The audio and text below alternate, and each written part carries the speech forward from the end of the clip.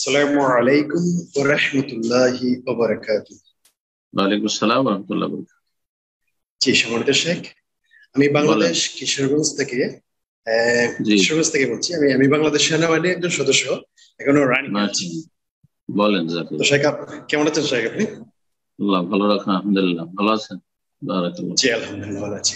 শেখ, আমার প্রশ্ন হচ্ছে, আমি সেনাবাহিনীতে কর্মরত আছি, এখনো ঢাকাতে অবস্থান করছি। তো আমার দাঁড়িয়ে রাখার খুবই ইচ্ছা, প্রবল ইচ্ছা। আল্লাহ ভালো কিন্তু রাখুন, আল্লাহ কিন্তু করুন। আমাদের উপরস্থ কর্মকর্তারা আমাকে অনুমতি দিচ্ছেন না। এমন অবস্থা আমি কি করতে পারি, এবং আমার কি পাপ হবে? এটা আমি কি করতে পারি? আমাকে একটা ডিসিশন দিন। আসসালামু আলাইকুম ওয়া রাহমাতুল্লাহি ওয়া বারাকাতুহু। ওয়ালাইকুম আসসালাম ওয়া রাহমাতুল্লাহি ওয়া বারাকাতুহু। প্রথম কথা বলবো যে আল্লাহ রাব্বুল আলামিন কোরআনে কি বলছে, ফাত্তাকুল্লাহ মাস্তাতাতুম, যথাসাধ্য আল্লাহকে ভয় করো। সূরা তাগাবুনের আয়াতে আল্লাহ বলছেন, ফাত্তাকুল্লাহ, তোমরা আল্লাহকে ভয় করো, মাস্তাতাতু, যথাসাধ্য, মানে যতটা ক্ষমতা আছে। তা আপনার কতটা ক্ষমতা আছে? মানে আপনি বৈধভাবে যতটা চেষ্টা চালাতে পারেন, আপনি আপনার উপর মহলে যে কর্মকর্তা রয়েছে তাদের কাছে আপনি অ্যাপ্লিকেশন করে হোক, দরখাস্ত করে হোক, কারো মাধ্যম সোর্সে হোক, এগুলি হচ্ছে একটা হচ্ছে যথাসাধ্য চেষ্টা করা।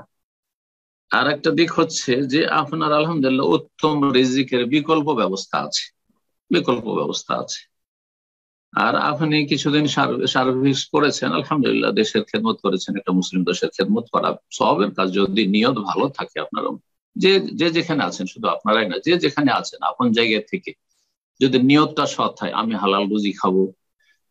বিশেষ করে সেনাবাহিনী বা যারা দেশের নিরাপত্তায় কাজ করছেন, প্রশাসনে আছেন, তারা যদি নিয়তটাকে নেক রাখে, ইন্নামাল আমালু বিন্নিয়াত, যে আমি দেশের সেবা করব, দেশের সুরক্ষা করব, আমি আমার দেশবাসী, দেশের নাগরিকদের হেফাজত করব ইত্যাদি, এখানকার ধন সম্পদের হেফাজত করব, এই দেশকে এগিয়ে নিয়ে যাব, তাহলে এগুলো অনেক নেকির কাজ, অনেক নেকির কাজ।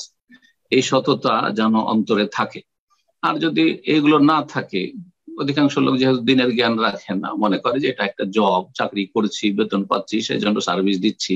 না, তারা সেই আন্তরিকতার সাথে দেশের সেবা করবে না যে আন্তরিকতার সাথে এমন একজন ব্যক্তি সেবা করে, যে ব্যক্তি আল্লাহ সন্তুষ্টির জন্য করে। আল্লাহর সন্তুষ্টির জন্য আমি এই সেনাবাহিনীতে আছি, আল্লাহ সন্তুষ্টির জন্য আমি দেশের সার্বিক নিরাপত্তার ক্ষেত্রে আমি জান দিতে প্রস্তুত রয়েছি। তো আল্লাহ তৌফিক দান করুন। যদি দেখেন যে আলহামদুলিল্লাহ বেশ কিছুদিন কাজ করেছি, আর আলহামদুলিল্লাহ আমার কাছে রুজির জন্য বিকল্প রাস্তা আছে, আমি সময়ের আগে অবসর নিয়ে নিতে পারবো, রিটায়ারমেন্ট নিয়ে নিতে পারবো, তাহলে অসুবিধা নেই। সেটা আইনত বৈধ রয়েছে। যদি আপনি সময়ের আগে আপনি যদি অবসর হয়ে যান, যদি এরকম বৈধতা থাকে, তাহলে কোনো অসুবিধা নেই। আপনি সেটা একটা রাস্তা রয়েছে। যথাসাধ্য আল্লাহকে ভয় করেন। আল্লাহ রাব্বুল আলামিন তৌফিক দান।